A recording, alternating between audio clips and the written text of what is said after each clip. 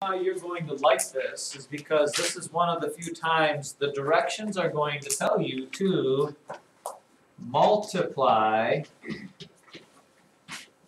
mentally.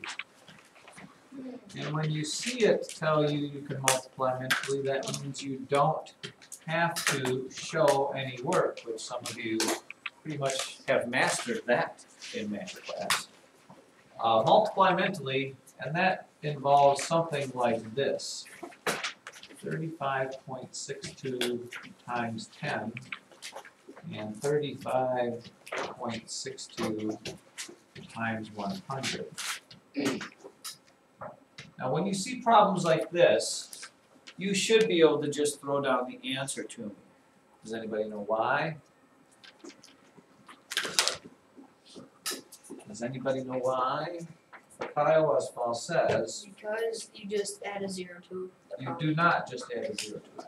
The answer to this, by the way, let's just look at it. 35.62 times 10. The answer is not this. The answer is not this. For the simple reason is for the simple reason that these two are exactly the same. You can add as many zeros on the end of a decimal as you want, and you're not going to change it. Changing your answer? Yeah, you move the decimal to the 2 before the 2. Exactly. When you multiply by 10, you just need to move the decimal one place. It just ends up being there. The digits all stay the same, it's just the decimal that moves. Let me actually do it out for you, and maybe you can see it there. If I have 35.62, and I'm multiplying that by 10. And remember, when we multiply with something with ends with 0, we can let the 0 hang out.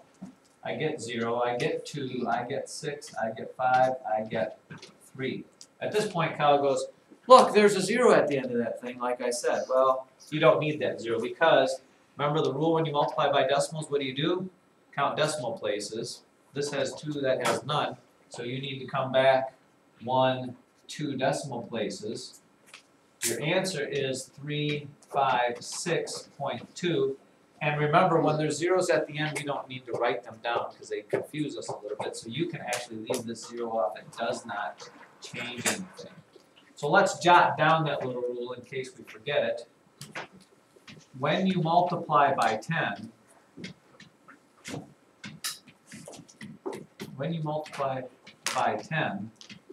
comma, just move the decimal. Run out of room. Just move the decimal one place. Which direction? Backwards. To the right. Okay, so no matter what the number is, you just move the decimal one place to the right. Move the decimal one place to the right. Isn't that right? Yeah. What do you suppose the rule is when you multiply by 100? Move the decimal 2 places. Exactly. When you multiply by 100, move the decimal 2 places right.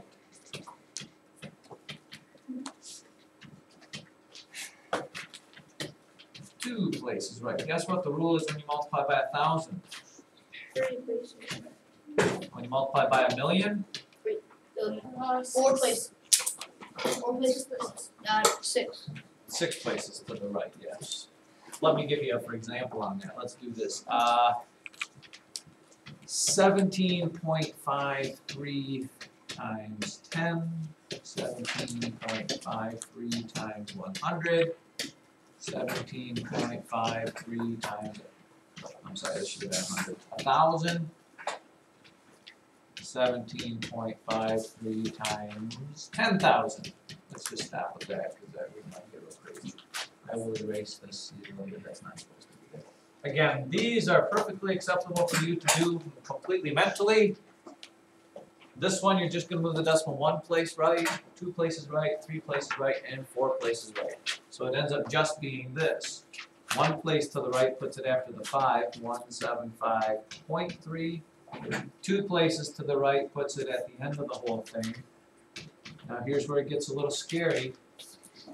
What happens when I multiply it by 1,000 because I've only got 2 places? Mackenzie? Yep, you gotta add a 0. 17530. And then this one you have 4 places, you're gonna have to add 2 zeros. 17,000. Is one more zero? Yeah, oh, put the desk count wrong, it's 175,200. So should not be difficult, yes, no?